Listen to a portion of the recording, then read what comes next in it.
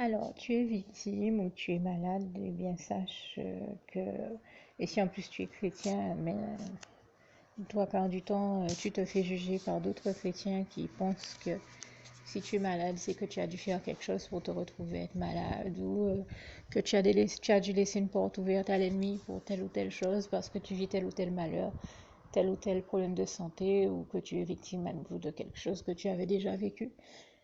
Euh, Ne laisse pas l'ennemi te raconter ces conneries-là à travers d'autres chrétiens ou d'autres personnes. Tu n'as rien fait pour être malade, tu n'as rien fait pour être victime. Le diable seul est le seul coupable responsable de tout ça, ainsi que tous ceux qu'il a utilisés pour se faire, lui et ses complices. Et c'est ceux qu'il a utilisés pour t'agresser ou faire de toi une victime qui devrait se poser des questions et se culpabiliser. Certainement pas toi, alors ne te culpabilise pas, tu n'as rien fait. Le Seigneur Jésus te dit de ne pas te culpabiliser, tu n'as rien fait pour être malade ou pour être victime de quoi que ce soit ou de qui que ce soit.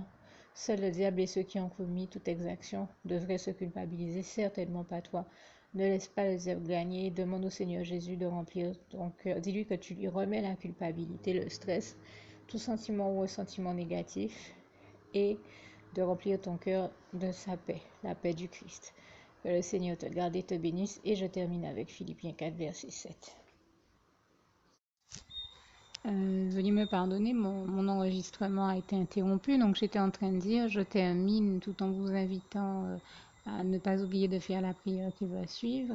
Je termine avec ce passage de Philippiens 4, verset 7, donc, que la paix de Dieu qui surpasse toute intelligence garde vos cœurs et vos pensées en Jésus-Christ. À bientôt.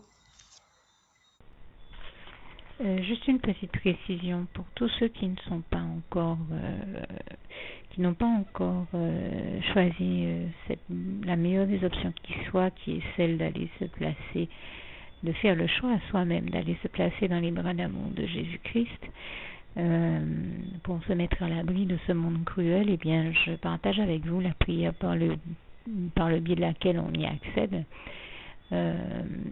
Et commence par vous rappeler également ce passage de Jean 14, verset 6, où il est écrit que Jésus-Christ est le chemin, la vérité et la vie. Nul ne vient au Père, Dieu, sans passer par le Fils Jésus-Christ, bien sûr. Je le dis à ma manière, vous regarderez comme il est actuellement écrit dans vos Bibles là encore. Et donc, n'hésitez pas à ouvrir vos cœurs à Dieu, à Jésus, à son Saint-Esprit, à être sincère avec lui et à lui adresser la prière qui suit, à lui dire tout simplement, Éternel mon Dieu, Seigneur Jésus-Christ, moi, un tel, vous dites votre nom et votre prénom, je t'accepte aujourd'hui comme mon sauveur personnel, le seul maître et roi de ma vie. Je remets toute ma vie entre tes mains puisqu'elle t'appartient, éternel mon Dieu, puisque tu l'as créée, cette vie. Donc tu en es donc le seul maître et propriétaire comme de tout ce qui existe dans tout l'univers. Je remets donc toute ma vie entre tes mains, je te la donne. Merci, éternel mon Dieu, aussi de permettre que cette vie que tu m'as donnée continue à être à ta gloire et que je continue à te servir, à t'appartenir pour l'éternité, d'éternité en éternité. Merci aussi, Seigneur, de faire que je continue donc à te servir et à t'appartenir pour l'éternité, d'éternité en éternité. Et aussi, Seigneur, de m'accorder la grâce de ton pardon et de ta miséricorde pour tous les péchés que j'ai commis tout au long de ma vie, jusqu'à la date d'aujourd'hui incluse. Et c'est au nom puissant du Seigneur Jésus-Christ que j'ai fait cette prière. Et à vous tous qui avez fait cette prière, je vous dis que Dieu vous bénisse abondamment, puissamment, richement. Et surtout, n'hésitez pas à la partager avec tous vos proches et contacts, amis, membres de vos familles, collègues, bien-aimés, tous ceux que vous aimez, et surtout tous ceux à qui Dieu vous mettra à cœur, avec qui Dieu vous mettra à cœur de la partager.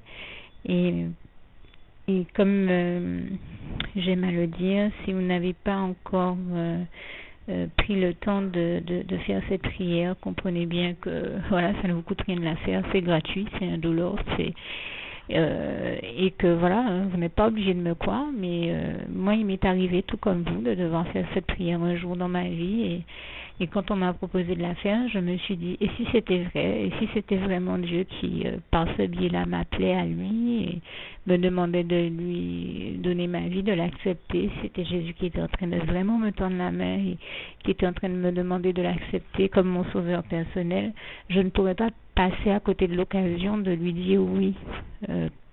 parce qu'il faut aussi que je reste ouvert ou ouverte à ce que Dieu peut avoir à me dire. Il faut que je garde mon cœur et mon intellect ouvert à ce que Dieu peut avoir à me dire. Donc je me suis dit, je ne peux pas courir le risque de passer à côté de mon éternité, de passer à côté des meilleures choses de la vie, surtout si le maître et créateur de la vie m'appelle et cherche à me sauver. Pour être sauvé, il faut bien que je lui dise oui, que je souhaite qu'il me sauve. Oui, Seigneur Jésus-Christ, je t'accepte comme mon sauveur personnel.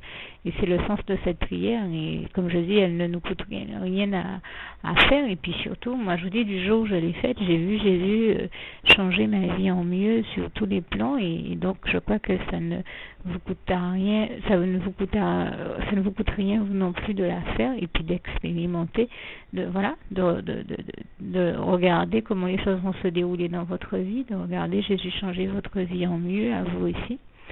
Et d'en faire l'expérience. Et pour en faire l'expérience, il faut commencer par faire cette prière. Donc si vous ne l'avez pas encore dite, réembobinez tout simplement cette vidéo ou ce document si vous préférez, réécoutez-le et dites avec moi la prière que vous m'avez entendu mentionner. Et n'oubliez surtout jamais que tout est possible à celui qui croit en Dieu, en Jésus-Christ et en son Saint-Esprit, comme il est écrit en Marc 9, verset 23, et que tout est possible à Dieu, comme il est écrit en Marc 10, verset 27. Que Dieu vous bénisse donc et à bientôt.